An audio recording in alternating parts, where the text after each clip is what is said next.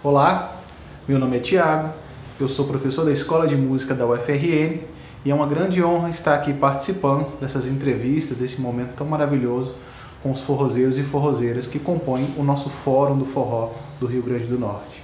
Então hoje nós vamos falar com Suzete Salles, uma sanfoneira bastante conhecida, idealizadora do grupo As Potiguaras aqui no Rio Grande do Norte, professora de acordeon e uma referência para muitos forrozeiros aqui. Suzete, você começou a tocar acordeon desde criança e vem de uma família de músicos. Quem foram os maiores incentivadores na sua infância para que você aprendesse esse instrumento? Bom, eu toco sanfona desde os 9 anos de idade. E o incentivo veio do meu avô paterno, meu avô materno e o meu pai. Meu avô materno tocava fole de 8 baixos e o meu pai tocava sanfona e tocava outros instrumentos de sopro. Então, eu digo que fui gerada à base de música, porque sempre ouvindo, minha mãe grávida e eu certamente estava ouvindo o som da sanfona, né? Então, quando eu nasci, a partir dos 5 anos de idade, eu já quis tocar sanfona. Então, já veio no meu DNA. Como a sanfona foi parar na história da sua família? Quem aprendeu primeiro, como e por quê? Bom, quem aprendeu primeiro foi o meu avô, certamente, né, que era o mais idoso. E ele aprendeu sozinho e o meu pai também era autodidata. Ele tocava sanfona, aprendeu sozinho e depois ele quis fazer aula de música, porque depois ele tornou-se um maestro de banda de música. Então, foi isso. Como foi o processo de aprendizagem do instrumento na sua infância? Como foi que você aprendeu a tocar a sanfona? Bom, quando eu ganhei a sanfona, foi em 1951, eu tinha 9 anos de idade. Então, meu pai era caminhoneiro e músico, vivia viajando, não tinha tempo de me ensinar. E o meu avô também, eu não morava na casa dele, então eu mesma me encarreguei de procurar alguém que me ensinasse.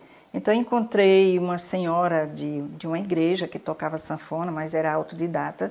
Eu fiz algumas aulas com ela, aprendi algumas notinhas, mas logo eu deixei essa professora porque eu queria aprender por partitura, né? Então, foi isso. Agora, por favor, conte para nós um pouco da sua trajetória. A minha trajetória é uma história muito longa. Bom, a minha primeira formação acadêmica foi na escola, na Academia de Acordeon Mascarenhas. Eu, quando fui para o Rio de Janeiro, já fui formada em acordeon pela Academia de Acordeon Mascarenhas e que antes disso tudo eu já tinha muito contato com música, eu fazia muitos trabalhos voluntários, tocava em hospitais, tocava em escolas, tocava até em favelas mesmo, enfim, fiz vários trabalhos voluntários. E também já tinha gravado um disco de 78 rotações em 1958, eu já tinha meus 16 anos, quando eu gravei pela primeira vez. E daí fui embora para o Rio de Janeiro, fui em busca de trabalho, com carteira assinada, porque a idade estava passando e aqui eu não conseguia. Para viver só da música, não dava, como até hoje é muito difícil viver só da música. Então fui para o Rio de Janeiro, consegui um emprego lá muito bom, numa empresa multinacional, trabalhava minha função lá era serviço burocrático, administrativo, mas mesmo trabalhando eu continuei na música, não abandonei minha sanfona, que nesse inteirinho já estava fora de moda, mas eu não abandonei minha sanfona. E estudei também na escola Vila Lobos, que era uma das melhores escolas do Rio, e lá eu consegui fazer um curso de oboé, eu estudava oboé, estudava órgão de igreja, e estudava teclado também, onde eu fazia também muitos eventos, participava de festivais de músicas gospel e gravei também muitos discos de música gospel. Enfim, fiz vários trabalhos assim. até que eu voltei para o Rio Grande do Norte, me casei. Antes eu me casei com um carioca também, músico, e fizemos muitos trabalhos.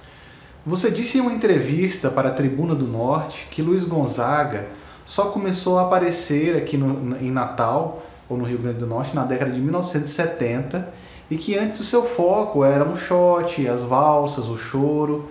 Nós sabemos que ele fazia sucesso décadas antes disso. Por que as canções do Rei do Baião não eram tão comuns em Natal na década de 1950, por exemplo? Bom, porque com a pós-guerra, Segunda Guerra Mundial, né? Muitos estrangeiros aqui no Brasil e tal, e aqui principalmente Rio Grande do Norte, né? Então, o que ficou foi o rock, o blues, o jazz, depois vieram as músicas dos anos 60, né?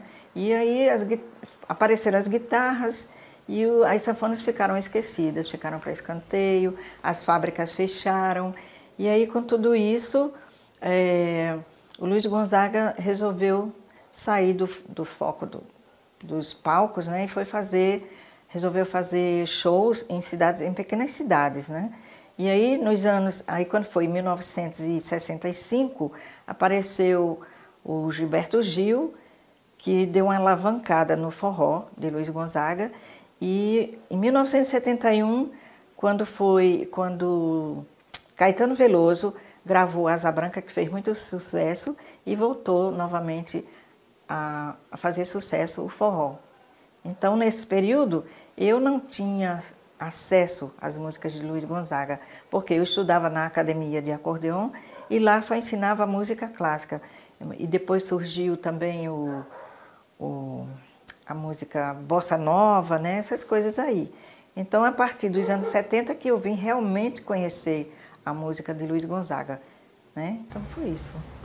Agora nos conte um pouco sobre a sua carreira de sanfoneira, que foi iniciada lá no Rio de Janeiro. Quando eu voltei do Rio de Janeiro, já casada, eu voltei para a escola de música, concluí a faculdade, e daí depois arranjei um espaçozinho no Conservatório de Música como professora, e daí fiz muitos eventos, toquei em feiras de artesanato, toquei em feiras livres, enfim, até desfilei em carroças para ser conhecida, né? Porque na época não existia jornalista, não existia televisão, então eu queria me tornar conhecida. Aí o que eu fiz? Foi isso, alugava uma carroça, saía desfilando pela cidade, tocando em cima da carroça e tocava em feiras livres, até que tocando também em shoppings, né? Porque na época só tinha um shopping aqui, que era na Roberto Freire, e eu fazia o cortejo lá na feira o dia inteiro. E aí depois eu pensei assim, poxa, eu tocando sozinha, eu vou convidar duas meninas, vou colocar uma no zabumba, outra no triângulo, e vou formar uma coisa diferente, que foi justamente as potiguaras, que eu formei em 2000, eu comecei esse trabalho em 2000, na feira de artesanato, e em 2001 esse grupo foi lançado no mercado pela Fiarte, Dr. Neivaldo, que lançou o grupo As Potiguaras na Fiarte. E daí foi um sucesso, daí para cá nós viajamos muito, muito mesmo, tocamos até na plataforma da Petrobras, não sei quantos metros de profundidade, ficamos 2 dias tocando lá para o pessoal embarcado, ficamos 15 dias em São Paulo, no workshop, ficamos também tocando no Centro de Convenções em Recife 15 dias, ficamos em Fortaleza também 15 dias, enfim, viajamos muito, foram 9 anos de muito sucesso. E daí depois, infelizmente, eu tive que parar o grupo, ficamos paradas durante 11 anos, estamos agora retornando, né? Graças a Deus, espero que agora vamos fazer novamente sucesso, se Deus quiser. É isso aí, a história das Potiguaras. Tem muita coisa para contar, mas se eu for contar detalhes, vai ser a noite inteira. Por favor, nos conte um pouco sobre a sua carreira no Rio Grande do Norte, a formação do grupo As Potiguaras, a recepção do público e como era o meio musical na cidade. Isso aí tem muita coisa, né? porque quando eu voltei do Rio de Janeiro, eu procurei emprego e tal, não encontrei, mas eu vim mesmo pensando em voltar à música, né? Porque lá no Rio de Janeiro não dava para também fazer música. Enfim, quando eu cheguei, eu procurei fazer alguma coisa de música, dei aula em domicílio, fiz muitos shows também. Meu marido era músico e a gente tocava em casamentos e tal. E daí eu fui trabalhar num conservatório de música, Conservatório Frederico Chopin. E depois eu montei uma pequena escola também para mim, depois comecei a tocar em feiras de artesanato e etc. Fiz muitos trabalhos assim, quando de repente eu resolvi montar um grupo de forró, né? E aí convidei duas amigas minhas, colegas do balé clássico, e começamos um trio. Depois foi aumentando, depois fomos 6 e até que formamos uma banda. E nesse período aí fez muito sucesso aqui em Natal esse grupo, que foi intitulado de As Potiguaras, que nós nos vestíamos baseadas na roupa de Maria Bonita, que era a história do cangaceiro.